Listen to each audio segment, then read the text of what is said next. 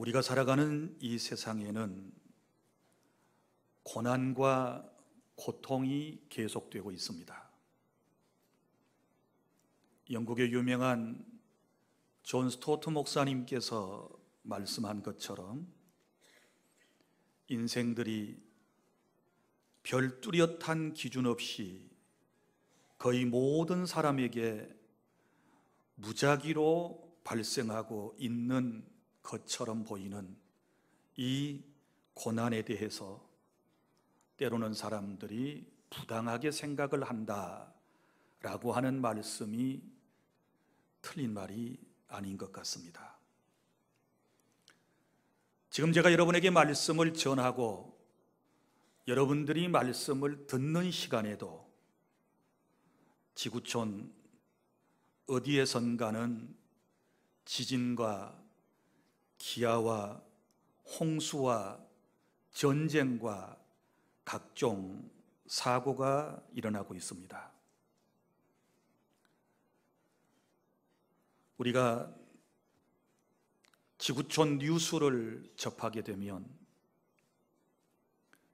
항공기 사고에 대한 소식을 듣고 여객선이 침몰했다는 뉴스가 들려오고 또 여기저기서 크고 작은 화재로 수많은 사람들이 생명을 잃어가고 재산적 손해를 보고 있다라고 하는 소식을 듣게 됩니다.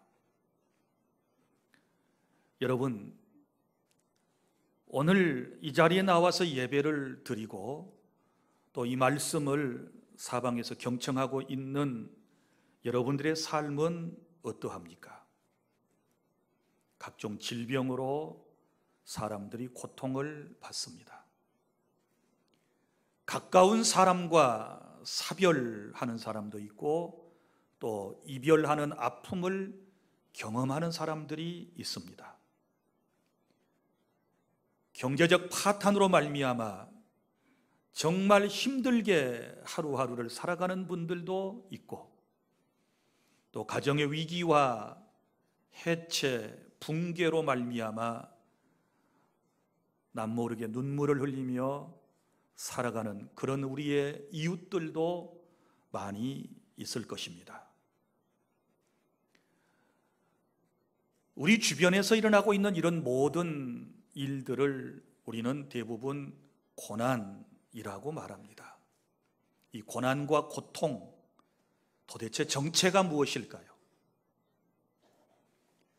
무엇 때문에 인생이 세상을 살아가면서 행복하게 살지 못하고 이런 고난과 고통을 계속 우리의 삶 속에서 만나며 살아가고 있을까요? 이 고난에 대한 문제를 속 시원하게 해결해 보려고 신학자들이 나섰습니다. 그리고 철학을 한다는 분들이 이 정체를 찾아내려고 애를 썼습니다. 그리고 수많은 종교가 나와서 나름 고난에 대한 여러 가지 이유들을 설명을 하고 있지만 속 시원한 대답을 우리에게 못하고 있는 게 사실입니다. 그래서 오늘 저는 여러분들에게 우리가 잘 모르는 것은, 이해가 잘 안 되는 것은 하나님께서 저와 여러분에게 계시해 주신 성경 말씀을 찾아보아야 한다는 것입니다.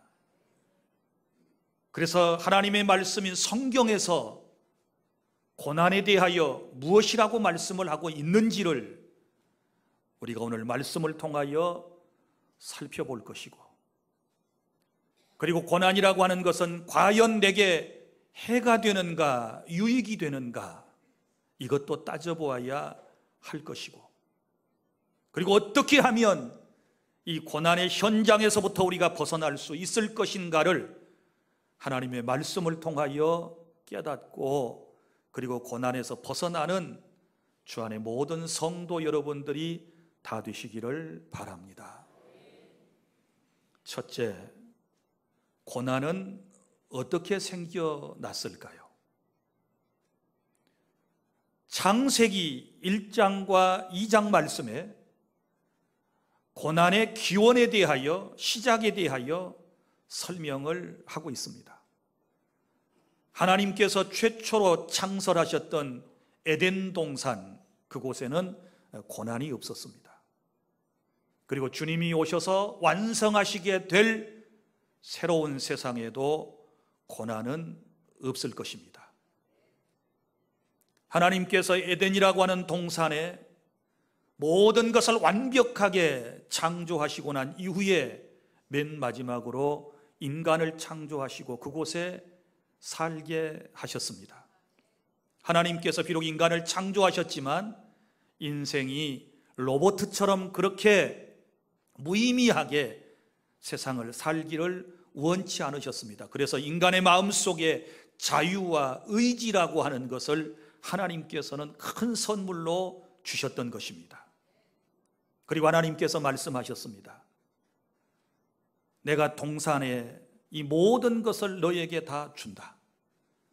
네 마음대로 모든 것을 다 할 수 있고 먹을 수 있지만, 그러나 동산 중앙에 있는 선악을 알게 하는 나무의 실과는 절대로 따먹지 말아라. 만약 그것을 따먹는 날에는 정녕 죽게 된다 라고 하나님께서 엄하게 아담과 하와에게 말씀을 하셨습니다. 그런데 안타깝게도 아담과 하와는 하나님이 선물로 주신 그 자유와 의지를 남용해서 결국은 하나님의 말씀에 불순종하게 되었습니다. 자신들도 하나님처럼 되려고 하는 강한 욕망이, 교만이 마음속에서 꿈틀거리기를 시작하면서 하나님께서 절대 금하셨던 선악과를 따먹게 된 것입니다. 그로 인하여 인간 세상에 고통이, 고난이 찾아왔습니다. 죄를 범하고 난 이후에 인생들은, 특별히 남자는 이마에 땀을 흘려 노동을 해야 먹고 살 수 있다라고 하나님께서 말씀을 하셨고, 여인은 출산하는 고통, 해산의 고통을 맛보아야 한다라고 말씀을 하셨습니다. 그리고 결국은 죄로 말미암아 고난과 고통을 받다가 죽게 될 것이라고 말씀을 하셨습니다. 아담과 하와가 범죄하고 난 이후에 아담과 하와에게만 이런 불행한 일이 주어진 것이 아니었습니다. 자연 환경에도 드러났습니다. 땅에서는 가시와 엉겅퀴가 나오더니 여러분, 다른 식물들을 마음껏 자라지 못하도록 괴롭히게 되었습니다. 유순하고 사랑스럽고 아름답게 보이던 동물들이 갑자기 돌변하더니 약육강식의 동물 세계로 바꿔지게 된 것입니다. 인간의 범죄로 말미암아 인간 자신뿐만 아니라 모든 자연계가, 하나님이 창조하신 피조세계가 함께 고통을 겪는 그런 시대가 타락 이후에 이 세상에 이어지고 있다는 사실입니다. 우리가 여기서 분명히 깨닫게 되는 것은 인간의 범죄의 결과로 말미암아 고난과 고통이 생겨났다는 것을 그 어떤 사람도 부정할 길이 없습니다. 우리가 인과의 법칙이라는 말을 씁니다. 그리고 자연 법칙이라고 하는 말을 쓰고 있습니다. 무슨 얘기인고 하면 원인이 있으면 결과가 있다라고 하는 말입니다. 뜨거운 불에다가 손을 넣으면 어떻게 될까요?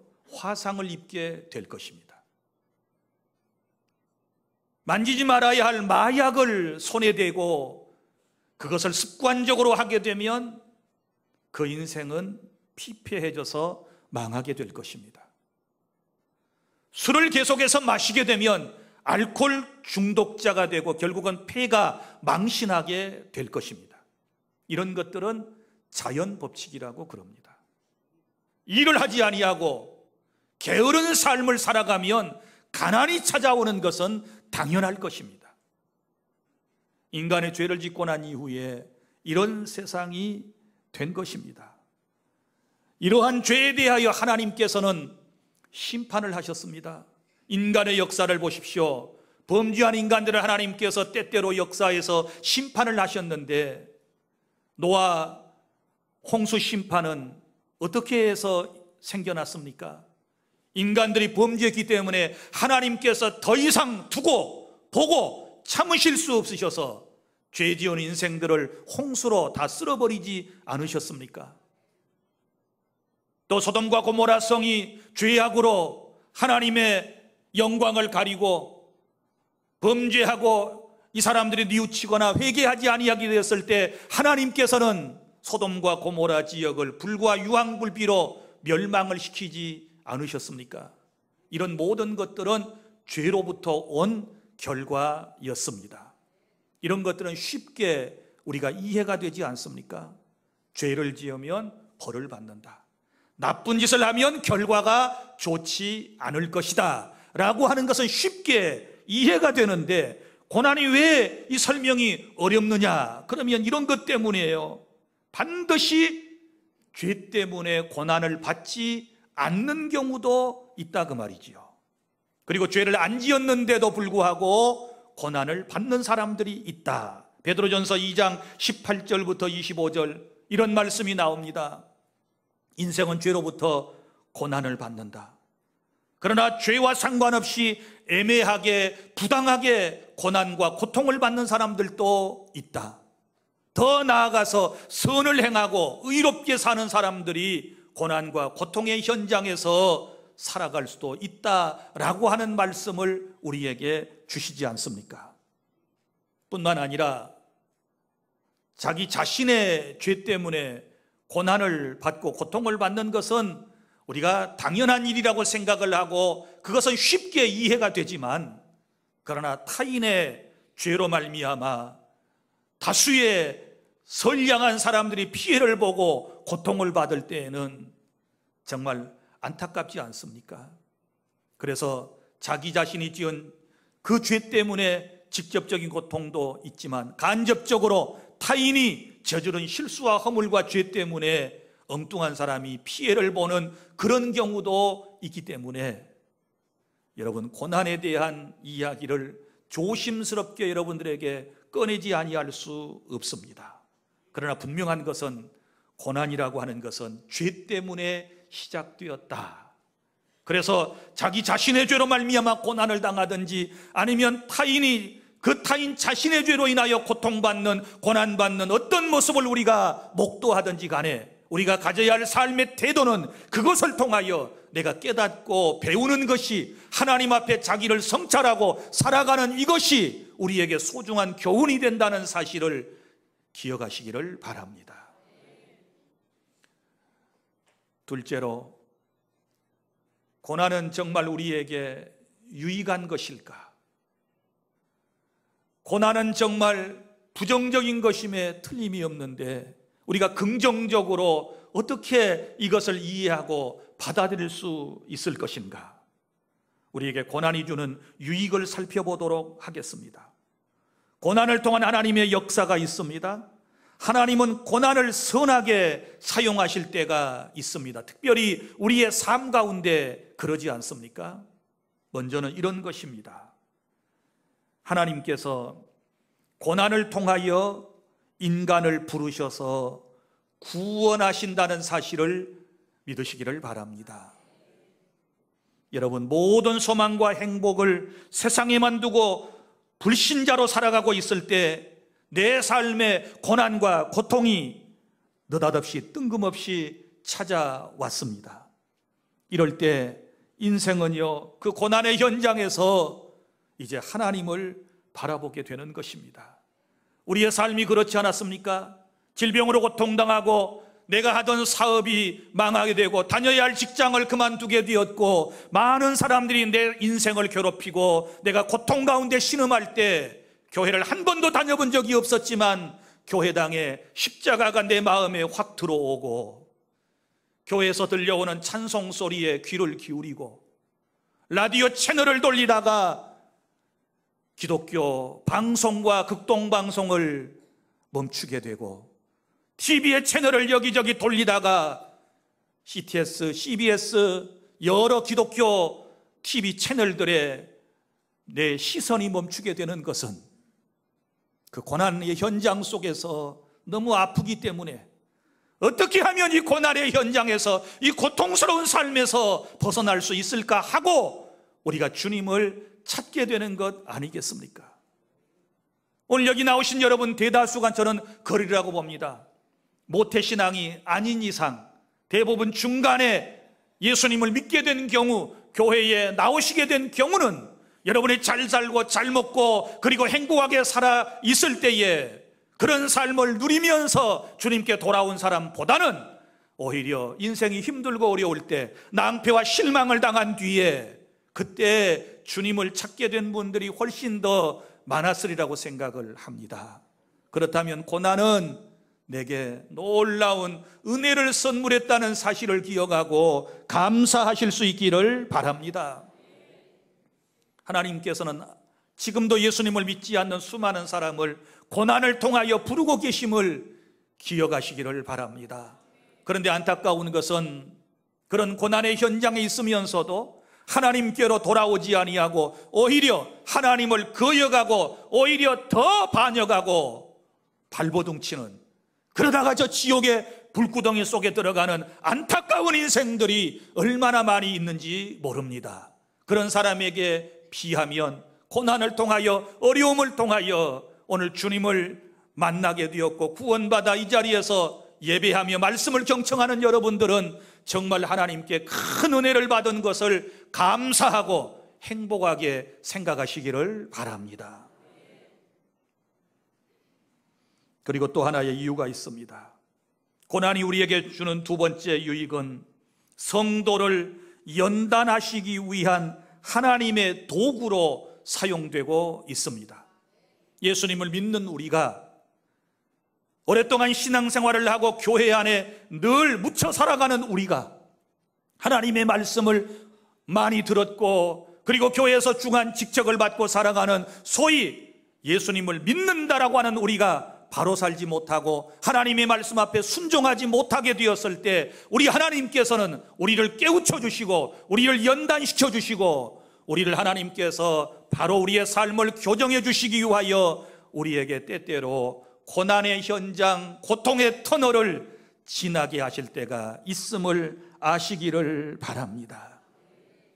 성도가 연단으로서 오는 고난을 받게 되었을 때 세상줄을 끊게 되고 하나님만을 바라보도록 우리 하나님께서 우리에게 역사하시는 것입니다. 그래서 성도에게 있어서 고난과 고통은 사랑의 채찍임을 아시기를 바랍니다. 올바로 살아고 주님 더욱더 닮아가라고 예수님처럼 세상을 살아가라고 주님께서 우리에게 사랑의 채찍을 내리실 때 우리는 그 고통을 통해서 더욱 주님을 간절하게 체험적으로 만나게 될 수 있음을 감사하시기를 바랍니다. 우리 하나님께서는 자기 백성을 다루시는 도구로 이 고난을 사용하시는 것이지요. 이스라엘의 역사도 보십시오. 이스라엘 사람들이 저 북왕국 이스라엘과 남쪽 유다 나라가 하나님을 의지하지 아니하고 주변의 강대국들만 의지하고 그리고 우상 숭배하는 죄악에 빠지게 되었을 때 하나님께서는 바빌론이라고 하는 나라를 통하여 이스라엘 공동체를 70년 동안 억압 가운데서 연단을 시키시지 않습니까? 그리고 난 다음에 그들은 달라집니다. 더 이상 외세를 의지하지 않습니다. 더 이상 우상을 섬기지 않습니다. 그리고 고국으로 돌아와서 그들은 하나님의 영광을 위해서 살아가는 그런 모습을 보게 되는 것입니다. 사랑하는 주 안의 성도 여러분, 우리 성도는 고난을 통해서 주님을 더욱더 많이 닮아가고 주님의 아름다운 향기를 온 세상에 바라실 수 있기를 바랍니다. 여러분, 향수를 담은 병이 깨지면 그 깨진 병의 모습은 비참하고 그리고 병이 깨짐으로 가슴 아픈 일이지만 향수병이 깨짐으로 아름다운 향기로운 냄새가 온 사방에 진동하게 된다는 사실도 기억해 주시기를 바랍니다. 아름답고 소담한 오렌지가 얼마나 귀하게 보입니까?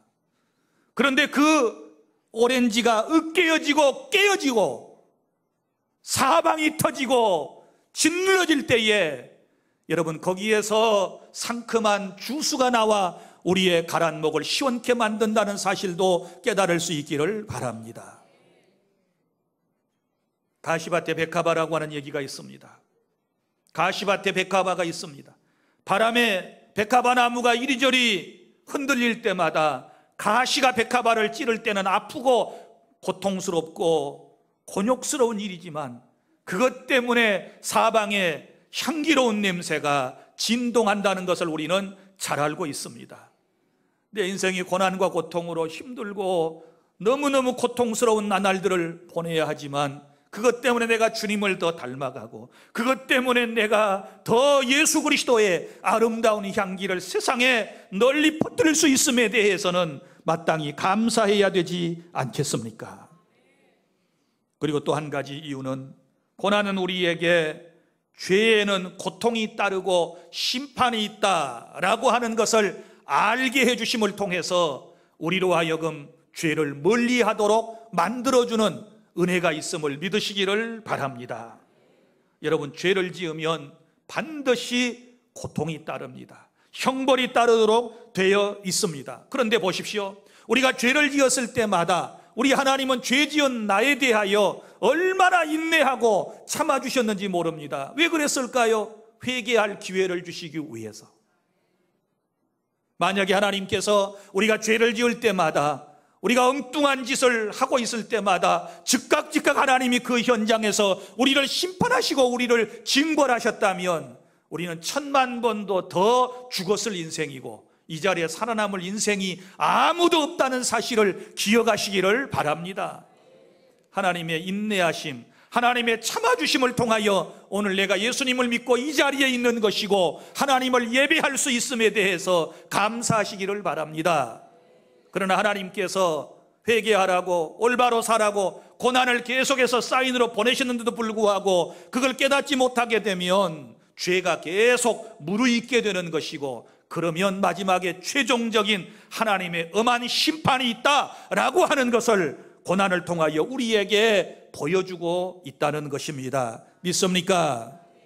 그래서 더 맞기 전에, 진짜 지옥의 형벌을 체험하기 전에, 영원토록 그 속에서 고통받기 전에 작은 고난에, 작은 고통에서 하나님을 바라보고 믿음으로 올바로 설 수 있기를 바라고 그동안 참아주시고 나에 대해서 인내해 주신 하나님께 감사하는 우리 모두가 되기를 바랍니다.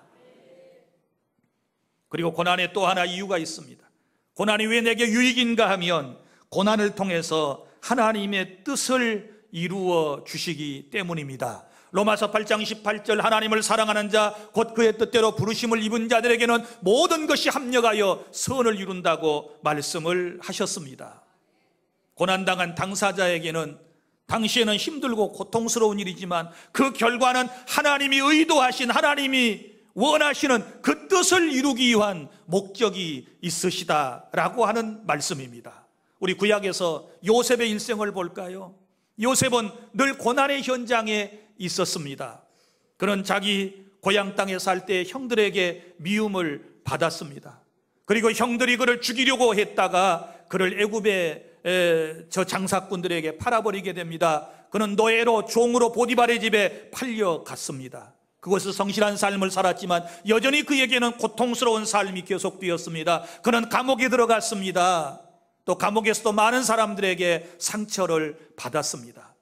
그리고 난 이후에 그는 하나님의 은혜 가운데 바로의 꿈을 잘 해몽하여 그는 그 정부의 총리가 되는 놀라운 은총을 입게 되었습니다. 요셉이 고난과 고통의 터널을 지나고 그 나라의 총리가 되었을 때 가나안 땅에 살고 있었던 그의 가족들의 모습을 생각해 보십시오. 가나안 땅에는 큰 흉년이 들었습니다. 비가 내리지 않아서 먹을 것이 없게 되자 그곳에 살던 아버지를 모시고 살아가던 형님들이 애굽 땅에 양식을 구하러 왔습니다. 자기들이 미워하여 팔아버린 그 요셉이 그 나라의 총리가 되었다는 사실을 알지 못한 채 식량을 구하러 왔을 때 그들은 형제지간에 서로 상봉하지 않습니까? 그들은 요셉을 두려워했습니다. 우리에게 보복하지 아니할까? 이제는 요셉이 총리가 되고 우리가 지금 양식을 구하러 온 저 가나안의 사람들인데 우리에게 보복을 하지 아니할까 걱정을 했습니다. 그때 요셉이 한 말이 있습니다. 형제들아, 형제들이 나를 팔았다고 해서 너무 근심하지 말아라. 너무 두려워하지 말아라. 염려하지 말아라. 하나님은 형들이 나를 판 그것을 선으로 바꾸사 우리 백성, 우리 민족을 구원하시기 위한 그런 하나님의 선한 뜻이 계셨다. 그러면서 고국 땅에 있는 아버지와 모든 형제들과 그리고 조카들을 전부 다 애굽 땅으로 이주를 시켜가지고 그곳에서 함께 살게 하지 않습니까? 왜 그렇습니까? 바로 이 민족에게서 메시아가 나오게 하시는 하나님의 뜻이 있었기 때문에 하나님은 요셉을 먼저 그 땅에 보내셔서 그런 하나님의 선하신 역사를, 저 이스라엘 공동체를 살려내실 그 역사를 이루어 주셨음을 깨달을 수 있기를 바랍니다. 처음에 이 사람들은 그런 고난의 고통의 의미를 요셉도 잘 깨닫지 못했을 것입니다. 그러나 나중에서야 요셉과 그의 형제들은 깨닫지 않습니까? 여러분, 우리 신약에서도 그런 역사가 있습니다. 하나님의 뜻을 이루기 위한 개인의 고난에 대한 이야기가 바울을 통하여 우리는 잘 알고 있습니다. 사도 바울의 꿈은 저 로마 땅에 가서, 그리고 더 나아가서는 로마를 거쳐서 서바나, 지금의 스페인 땅에 가서 복음을 전하는 것은 그의 간절한 소망이었습니다. 그는 조국 예루살렘에서 복음을 전하다가 원수들에게 붙잡혔습니다. 엉터리 재판을 받고 그는 총독에게 청원을 했습니다. 나는 로마 시민권을 가졌기 때문에 저 로마 가이사 황제 앞에 가서 나는 최종 판결을 받겠노라. 그러니 나를 로마에 보내달라고 청원을 했을 때 로마 제국 제하에 있었기 때문에 이제 결국 바울은 로마에 가서 마지막 재판을 받기 위하여 배를 타고 지중해를 건너지 않습니까? 지중해를 건너가다가 유라굴로라고 하는 엄청난 광풍을 만나게 됩니다. 배가 큰 광풍을 만나 완전히 파손하게 되었고 좌초되어서 구사일생으로 지중해 멜리데라고 하는 한 작은 섬에 배가 표류하게 되고 물속에서 간신히 269명과 함께 바울은 구원을 받게 됩니다. 겨울철에 물속에서 나온 바울의 일행이 얼마나 추웠겠습니까? 그래서 나오자마자 모닥불을 모아놓고 불을 지펴서 몸을 따뜻하게 하려고 했을 때에 그 모닥불 속에서 이 맹렬한 독사가 불의 뜨거움을 이기지 못하고 나와가지고 바울의 손을 물어버리게 됩니다. 그것을 수많은 사람이 지켜보고 있습니다. 그곳의 원주민들이 지켜보고 있었습니다. 바울이 죽기만을 기다리고 있습니다. 그런데 바울이 죽지 않았습니다. 그걸 지켜보던 사람들 이렇게 말합니다. 당신은 사람이 아니고 신이다. 다 뱀에 물려 죽는데 당신이 죽지 않는 것은 신이기 때문에 그렇다. 처음에는 저 사람이 죄를 지어서 그 신이 노하여 가지고 뱀을 통하여 저 사람 물어 죽게 하는구나 이렇게 생각했던 사람들의 생각이 바꿔졌습니다. 신이다. 바울은 솔직하게 얘기했습니다. 여러분, 나는 신이 아닙니다. 자기 자신의 정체를 밝히고 그리고 그들에게 찬찬히 예수 그리스도의 복음을 전파하기를 시작했습니다. 그럴 때 그 멜리데에 사는 많은 사람들이 다 예수님을 믿고 구원받는 놀라운 은혜가 있게 된 줄로 믿습니다. 바울이 고난을 당한 목적은 어디에 있습니까? 멜리데 사람의 구원과 그리고 또한 저 로마에 가서 복음을 전하기 위한 하나님의 거룩한 뜻이 있었기 때문에 그는 고난의 현장에 있었던 것입니다. 사랑하는 주 안의 성도 여러분, 지금 여러분이 어떤 어려움을 육체적으로 당하고 있습니까? 정신적으로 어떤 고난을 당하고 있습니까? 여러분, 환경적으로 무엇 때문에 여러분의 인생이 힘들고 어렵습니까? 지금은 이해할 수 없을는지 모르지만 결국 그것을 통하여 하나님의 선하신 뜻을, 하나님의 목적을 이루어간다는 사실을 생각하고 믿음으로 꼭 잘 감당해내실 수 있기를 바랍니다. 여러분, 고난 자체는 좋은 것이지 아니지만 하나님께서는 그 고난을 선한 목적으로 쓰신다. 다양한 방법으로 하나님께서는 고난을 사용하셔서 하나님의 목적 뜻을 이루심을 기억하시기를 바랍니다. 그러면 셋째, 어떻게 하면 우리가 이 고난을 극복해낼 수 있을까요? 우리가 고난의 현장에 고통받고 살아가는데 어떻게 하면 이 고통을 벗어나고 이제 이쯤에서 끝장을 낼 수 있을까요? 첫째, 여러분, 먼저 내 죄의 결과로 어려움이 왔으면, 내 죄의 결과로 내가 이런 일을 당하고 있다고 생각이 되면 주저하지 말고 회개하시기를 바랍니다. 회개 외에는 다른 방법이 없습니다. 내가 사람을 미워해서, 내가 기도하지 않아서, 내가 예배에 집중하지 않아서, 하나님의 선한 일에 집중하지 않아서 내가 이런 일이 생겼다고 생각하면 빨리 하나님께 회개의 기도를 드리실 수 있기를 바랍니다. 믿습니까? 회개하면 모든 고난이 끝장나게 될 것입니다. 회개하되 철저하게 회개하는 역사가 있기를 바랍니다. 그리고 내가 특별한 죄가 없는 것 같은데 부당하게 애매하게 받는 고난이다, 이런 여러분이 생각을 하셨다면 참으셔야 합니다. 믿습니까?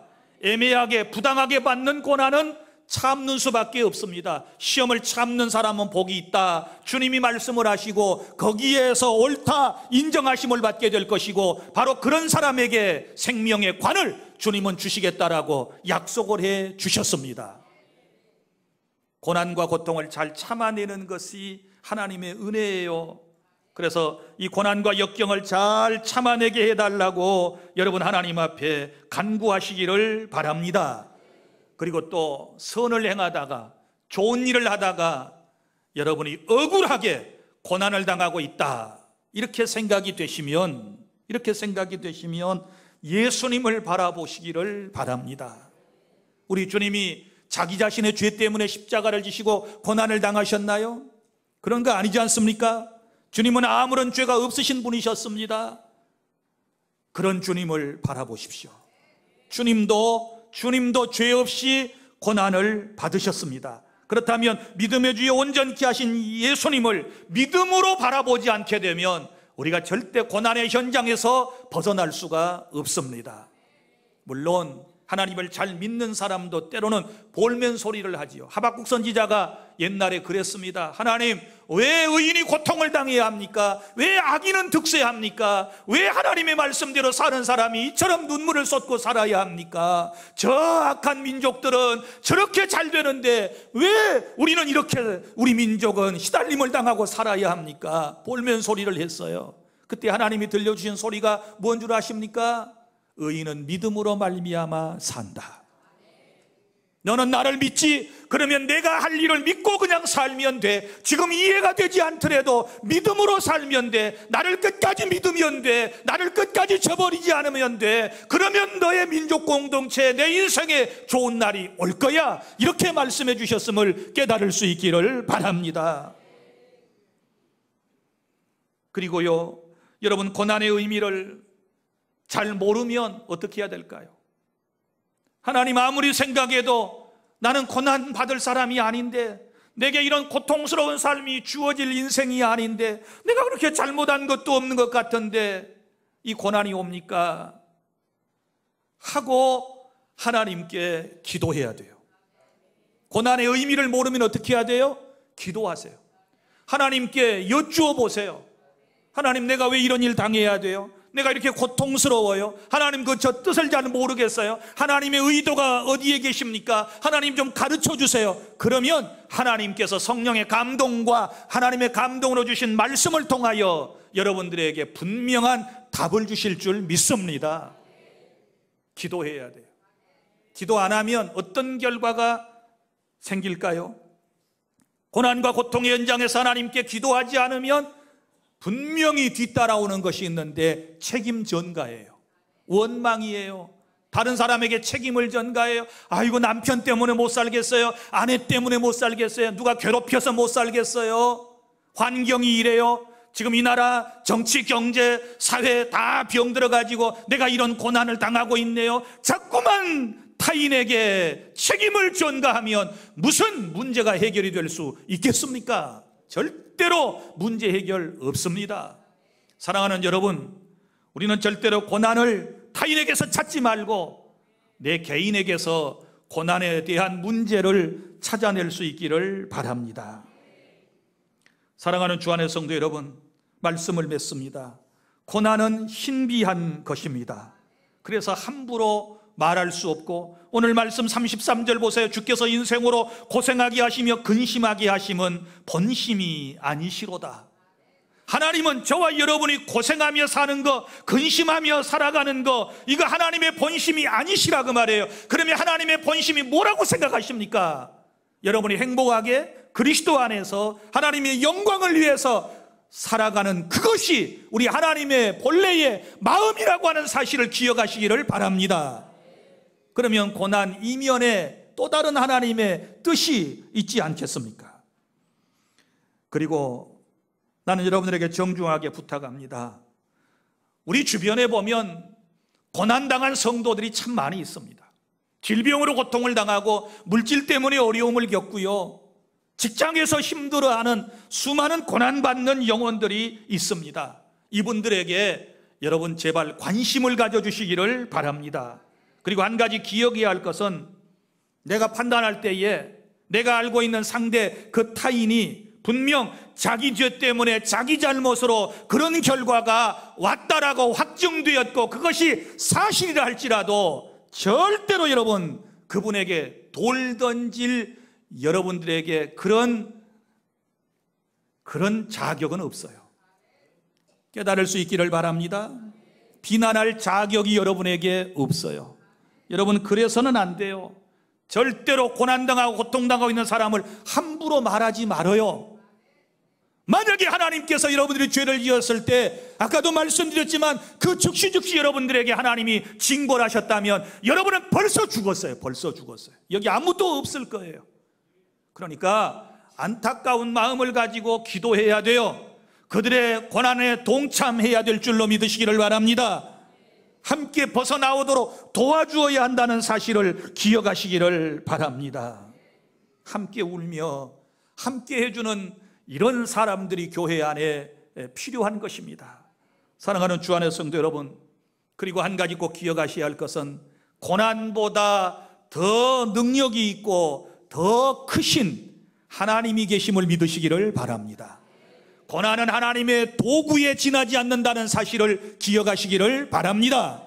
고난 이후에 주님이 예비하신, 주님이 계획하신 아름다운 것들을 믿음의 눈으로 바라보고 고난의 현장에서 승리하는, 고통스러운 삶에서 벗어나는 우리 모든 하나님의 사람들이 다 되실 수 있기를 축복합니다. 기도하겠습니다.